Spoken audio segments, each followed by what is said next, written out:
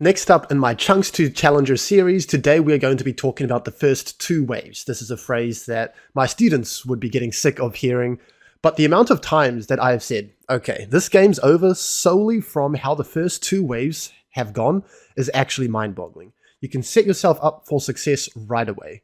And so there is so much you can do with the first two waves. You can hit level 2 first. You can use your level 2 spike effectively. You can EXP zone the enemies. You can even embrace reality, concede, and stay healthy. You can poke out the enemy, but don't just take my word for it. Let's look at some examples today. So let's just talk about this first example here. I am the Tam, and we are Jinx Tam versus Aphelios and Senna. And so just analyzing the matchup a little bit, Jinx has a lot of shove early. She can just press Q and annihilate the waves. I am going to have my relic shield advantage over the enemy Senna, and they are, two ADCs who are going to have the range advantage. And so if we started in lane at the same time, then I would be comfortable generating the shove to hit level 2 first. You always want to try to hit level 2 first. It's a big spike no matter the matchup, no matter your champion.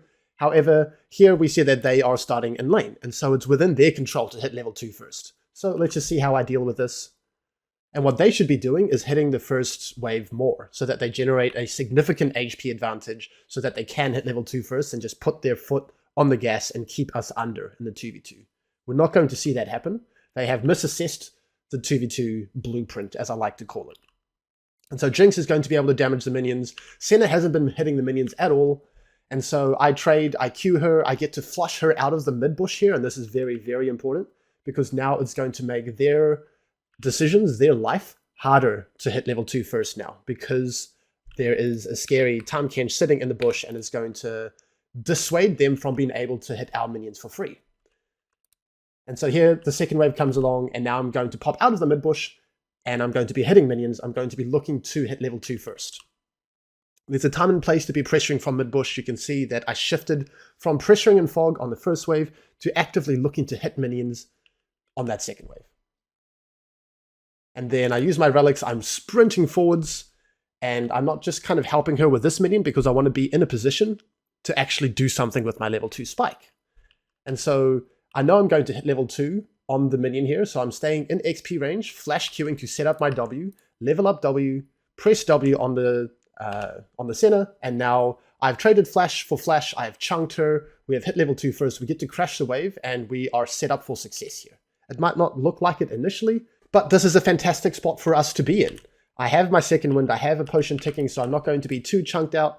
And the enemy Senna having no flash is much more important than a Tahm Kench having no flash, because now if Senna ever overextends, then we can just kill her. And this is going to really hamper how much agency she is going to have in this lane.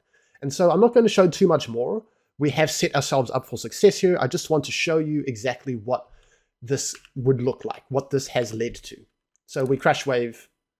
The wave is going to push into us. There's a flashless Senna. If she ever gets too aggressive, we're going to kill her. If she doesn't get aggressive, then she's useless, right? She needs to poke and generate a 2v2 advantage, or she's just a useless champion. And so what ends up happening is she tries to play aggressive with no flash, with being chunked. Stuck between a rock and a hard place, she chooses one side of the rock, and she just gets all in. She has no flash. She's just going to die. We're going to move on to the next game here, and this is going to be a more tame of a matchup. It is double ranged lane, Enchanter versus Enchanter, and we aren't going to start at a discrepancy from the first wave, so let's just see what happens.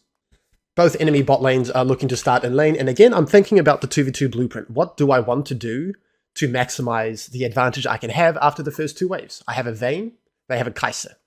Vayne has much less wave control than a Kai'Sa, right? Vayne only has right clicks. Kai'Sa can press Q a couple of times, and then she can just shove the first two waves and get level 2 really easily. And so I'm pressured to look to find orders as much as possible so that I can generate a minion HP advantage so that we can actually contest level 2.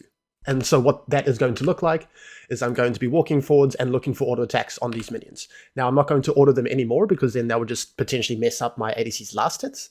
So instead, on this window, I'm going to look if I can maybe order some range minions, so that, again, I can keep that HP advantage, because it is so flimsy in a matchup like this. And the enemy support is looking to pressure as well, so they're not allowing me to walk up so freely to keep that HP advantage on the waves. So I'm going to take this opportunity to find a short, concise trade. Q plus auto, great trade pattern for range supports. And now I'm looking to walk forwards, looking for orders. You can see the deliberate attempt for me to generate and maintain a minion HP advantage. And so then I walk forwards to pressure the Kaiser, and then the enemy support, again, she's trying to relieve pressure from me just walking up in their faces, and I'm using that opportunity to find another Q. So let's just look at that one more time. Looking to walk forwards, looking to pressure. Again, I'm looking to use my early strength as well. Soraka has very obnoxious poke and range from level 1. And so I don't want them to be able to hit our wave so freely. I walk up, find some damage on both of them, hit the minion some more, ensure we get level 2, and then I'm going to start to walk forwards to look to use my level 2 spike and deny some last hits if I can. They're competent enough to realize what's going on and concede, and so that's fine. After all is said and done, we have hit level 2 first in an ADC matchup that is very tricky. We have significantly chunked them out. We get control over the wave, and this is just a great spot to be in. This isn't a potentially game-winning situation, but this is just really solid. I'm comfortable in being able to control the lane from this spot to ensure that my scaling ADC gets free farm and gets to be in a really good spot. Moving on, and now we are the Pyke, so we are Zeri Pyke versus Jhin and Janna, and in terms of the matchup, Zeri is going to have significantly less shove than the Jhin, right? Jhin can just press Q a couple times, just like Kai'Sa can press Q a couple times and get level 2 first. So I'm going to keep that in mind. We're also leashing, so we're starting at a disadvantage. Let's just see what happens. They start in lane, and from here, it is in their control to hit level 2. They just don't realize it. They haven't watched this video. Maybe they will, and then understand their win conditions. But here, I'm going to walk forwards. I'm going to look to try and regain pressure in this lane, right? I want to try and hit level 2 first, and especially important on Pyke to be able to generate an early 2v2 advantage. It's part of his identity. So I'm going to confidently sprint forwards into the mid bush. And now what this control means is that it's going to be hard for them to damage the first wave range minions. And I understand this. So if they're posturing to potentially contest this at all, I'm going to use this window to look for a short, concise trade. I walk up, find a Q on the Janna, auto with my Hail of Blades, and then cut the trade immediately. You can see how deliberate that trade window was. I'm not extending, I'm not trading Ignite for heal, I'm not taking any unnecessary damage on exit. Great two-step process there. We'll talk about that in a future video. However, I'm looking to hit minions on the second wave, again, to ensure that we do hit level 2 first. I'm not posturing in fog on the second wave so that they can potentially get level 2 first and shove us out. And then I'm looking to use my level 2 spike. You can see I'm running forwards. Again, I'm not just kind of hanging around on the second wave melees, mindlessly ordering minions. I want to use my level 2 spike. I understand that I'm going to hit level 2 after the first wave plus the second wave melees. And then I hit level 2, I E forwards, and now I'm going to fish for a Q on the Janna. I'm going to take my time on this skill shot. I know that she has to try and juke. I'm trying to download her dodge patterns, throw it right after a juke. Hit the Janna, ignite her, and this is a free kill. Now, unfortunately, my ADC heavily misplays here. She's going to flash really far under the tower and take 2 tower shots and die. But if we just freeze frame it right before she decides to end the whole lane away, right here, then either she uses her flash more intelligently and we get a kill here, or she just takes the chunk and we would be in a really good spot regardless. For this game, we are the perspective of the Nautilus, and he is a challenger student of mine. And so in this matchup, we have a Cogmore, an AP Cogmore. We can see that he has Comet.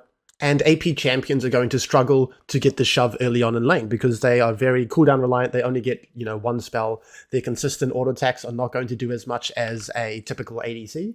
We're also versus a Draven and a Thresh. Draven, notoriously strong level 1. Thresh has that range advantage. We'll be able to find more auto attacks on waves. So we should feel pressured to hit the first wave, generate that HP advantage, and actively look to hit that level 2. Now, what happens in this game, we are sitting in the bush. And this body language is suggesting to me like we are going to poke them from fog, or we're going to look for an all-in or something. However, this just can't be our plan. It is never going to work out. And so we have a blueprint issue, right? We haven't planned what we want to do with the first 2 waves well enough. We should be out here actively looking to hit minions, feeling pressured to generate that HP advantage. However, we don't. No one touches the wave. Now we've lost the lane. We've already lost the lane. We've already lost level 2. And so this can go one of 2 ways, right? Either we assess the blueprint accurately, we generate that HP advantage, we hit level 2, we look to do something with that level 2 spike, we get on the upper hand. Or if we do find ourselves in a situation where we just have lost control of the lane, then it's another skill to be able to embrace reality, minimize, and not allow them to dominate us with the lead that they have. Now, we've been working together a little bit, and I understand that his personality is more defensively oriented. He is very comfortable in minimizing the bleeding and embracing reality. However, we are working on generating that lead from the first two waves. And so we can see what happens. They are going to get control of the first wave because they have that favorable matchup. We can't really look for trades. We have to concede mid-bush. We have to concede bush control. And then we do find a short, concise trade on the Thresh. That's nice. We soften him up. Great. We cut the trade very quickly. We're staying healthy. Cool. But we're going to lose that level 2 spike. But picture that situation where we hit the first wave. We hit level 2 first. We got a chunk on them with our level 2 spike. We crash the wave into their tower. We're setting the wave to push back into us, and then we're in such a good spot to play out the rest of the lane.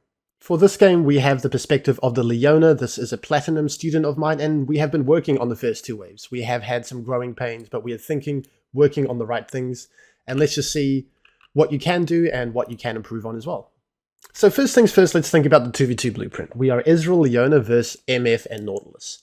Not only that, but it's worth taking other things into account as well. We have Heal, Ignite versus Ghost and Ignite. So Heal is going to be much more valuable in a 2v2 fight, right? Ghost is quite a greedy scaling rune. It's not going to provide nearly as much in a 2v2 all-in.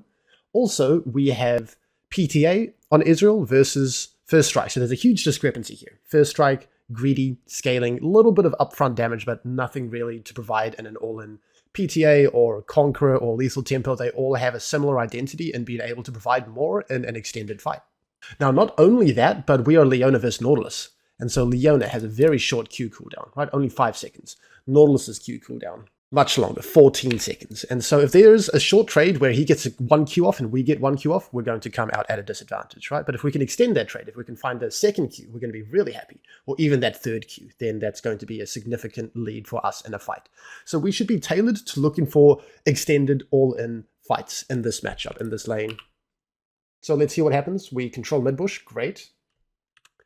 If they decide to contest mid-bush, we can look for a Q, then we can maybe look for a second Q. And especially because MF has no cleanse, normally you're going to take cleanse to be able to cleanse Leona's CC. If we find a Q onto them, and then we find a flash Q, and that second Q, we trade flashes, we'd be really happy. We'd even potentially get a kill.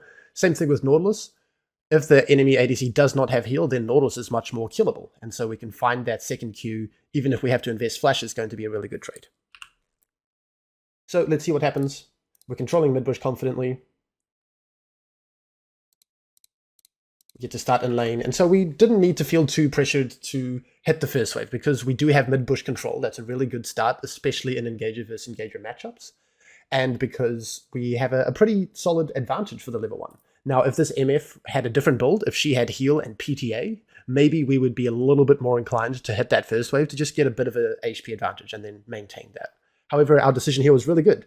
And the reason that we don't want to hit the first wave too much is because that means that our first wave will be pushing up. And then by the time the second wave meets and we've shoved the lane too fast, the second wave is going to meet around here. And then our level 2 spike, if the wave is over here, it's going to be really difficult to use, right? We want the second wave to meet around the middle so that we have enough space in the lane to actually do something with that spike. And so what happens here is Nautilus tries to just face check the mid bush and try to regain control. He doesn't know what to do about this situation. It's all about, do we know how to best punish him just trying to face check this bush and gain control? Now, the answer is not quite, but we have the right idea, right? We're going to trade on him. We're going to find a Q. What we should look to do here is auto Q auto for maximum DPS output. So we're missing an auto of damage there. But we get off that Q, we get a big chunk on him, and then he Qs forwards, right? So now we're going to get off that second Q, and we should already understand from that blueprint perspective that we are going to hard win this situation. So let's pull the trigger. Let us try to kill him. Let's run forwards with our body language and just try to all-in him. And we're just going to miss out on that opportunity a little bit. So what happens? We get the Q. Great. Let's put an Ignite on his head. Let's auto. Let's run forwards. Sprinting forwards between orders, understanding he's so far out of position. So then if he does flash away, then maybe we can follow with our flash on our next Q and find that kill. So very close to a perfect first two waves. So I have tried to show a lot of different matchups, melee versus melee supports, melee versus range supports, range versus range supports. And now here, this is going to be the last example. We are Dejana, range versus melee. And this is a game that was played on my stream, twitch.tv/CupcakeOCE, if you want to see some high-level gameplay and commentary. But this is a game that I understood that they just had no idea how to approach the first two waves. And the game was practically over by the second wave. So let's just see what happens. Zeri, Janna versus Xayah, Leona. So on paper, we should feel pretty pressured in this lane. The Xayah is going to have more wave clear than the Zeri, and the Leona is going to have her relic stack to potentially hit level 2 on the second wave. And so I want to approach this a little bit differently. I want you guys to have a think about how they should approach a lane rather than what we should do. So if we are Xayah and Leona, and particularly if we are the Leona, then what should we look to do? Their body language here is suggesting that they want to find a level 1 all-in. Now, the thing about Leona is that she's only strong at level 2 versus ranged champs, right? Because she needs to be able to use her E and then Q. If she just starts Q, she can't do anything versus ranged. If she just starts E, that's not enough threat. And so she should really be trying to hit level 2 first. Don't stand in this bush pretending like you're going to do something here. You're not. Just stand in the mid bush. Just make sure that the enemy Zeri and Janna don't get too much of an HP advantage on the first wave. Use relics on second wave, and then engage. I don't mind if they want to sit here and see if we just face check for no reason, but once our body language suggests that we are respecting this, right, we're hugging this wall, we're running to the wave, cut the play. Go back, control the lane, and so let's see what happens, right? The Leona is just going to look like an absolute clown. They are aggressive, but they don't have the concise blueprint. So she's trying to find a Q on the Zeri. It's not going to work. She's going to try and find a Q onto me. It's not going to work, and then she's just going to get poked out heavily. And there is no exaggeration in me saying that the lane and even the game is pretty much over at this situation, because my champion is so good into their comp and their level 2 spike is just pretty much doomed now, and we're in just such a good position to be able to have a smooth sailing for the rest of the lane. Now, again, from their perspective, it could be worth considering just flashing and queuing me. If they can trade Leona's flash for Janna's flash, that would be a really good trade. It's just a question of, do they have enough damage at level 1 to be able to achieve something like this? And the answer might be maybe, right? Because the Zeri does not have heal. I'm going to get stunned, and then there's going to be a lot of base damage from this duo level 1, and she's going to have Ignite. The only thing is that she doesn't have Glacial, and so it's going to be a little bit easier for me to escape, and so maybe not. But if she had Glacial, I could see just flash queuing immediately, forcing the flash, getting a chunk. So let's just see what happens for the rest of the first 2 waves. She gets heavily chunked. And then I'm going to misstep a little bit, actually. So I kind of rethrow, not as much, but I do rethrow to an extent. I feel very confident to just kind of run forwards and trade onto the Xayah, because I know that Leona is notoriously weak level 1. Now, she tries to flash and Q me. I have been spacing her flash. I understand that Leona should look to do this. I messed up just a little bit here. What I should do is exhaust the Leona so that she can't get into range to Q me a little bit faster. I kind of realize that I'm stuck against a rock in a hard place here. And so I exhaust a little bit too late, so she does get a big chunk on me. I am not going to waste my flash because I understand they just don't have that 100 to 0 kill threat at level 1 if I'm full HP. And so at the end of the day, I get chunked and I use my exhaust, and the Leona uses her flash and she is chunked as well. So we're still in a good spot. And now what's going to happen is the Leona is just going to be chunked in lane with no flash. And so she's going to have to play differently. Just like that Senna versus Time game, the Senna had to play differently. And they didn't understand that. They didn't do that. And they get punished. So what I'm going to show you now is just how they end up getting punished for the Leona's misassessment of the first 2 waves of the 2v2 blueprint.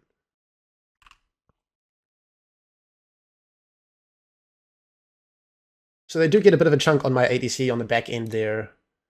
I was caught snoozing. I didn't cancel her E with my Q. That is definitely my bad. But the wave is pushing into us. I'm going to look to maintain the freeze here. And I understand that, you know, Leona has to look to be aggressive and they have to deal with the wave frozen up here. The other thing, I have communicated to my jungler that the enemy support has no flash, right? And so if she ever looks to be a little bit too aggressive now, then she's just dead. And so now the game is really, really hard for the enemy team to play out. Now, this could all pan out differently if I didn't understand the 2v2 blueprint, if I didn't understand my identity, Leona's identity, level 1.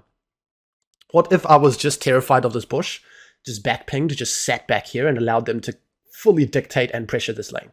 Then we wouldn't have gotten that chunk, and we wouldn't have potentially gotten an upper hand on the first 2 waves. I understand that Leona is short range. I'm kiting her. I'm keeping her at arm's length. I'm finding orders. I'm dealing damage. I just have a more precise outlook of the 2v2. The last point I want to talk about, and I didn't have great footage for this one, but is the EXP zoning concept that I brought up. If you are in a position to hit level 2 first, but the enemy bot lane's body language is suggesting that they are going to respect your level 2 spike, then you don't necessarily want to just hit level 2 as quickly as possible and then run forwards if there's nothing to do with that, right? Once you read that they are looking to concede to level 2, you can move forwards, but you can just leave the wave alone so that their wave stays as healthy as possible, so that your wave takes as much damage as possible, and you can potentially zone some last hits. If you get to zone the enemy from even getting EXP on some of that second wave, then you're in a great spot, and you can achieve a lot more on that front than with just trying to hit level 2 first as quickly as possible and hoping that they're out of position. So you're just going to have to feel out and play that little mini game out. Do you want to hit level 2 really quickly and look to engage on them because they are contesting, because they're slightly overextended? Or do you want to posture so that you do have the power to hit level 2 first, but then move forwards and try to zone the enemy from even getting EXP instead? Thanks for watching. Please consider liking and subscribing if you enjoyed. Big thank you to all of my Patreons over here. I really couldn't do this without you. The links for coaching, for Patreon, for my school support Discord server, for socials, they're all going to be linked in the description below. Any and all support is greatly appreciated.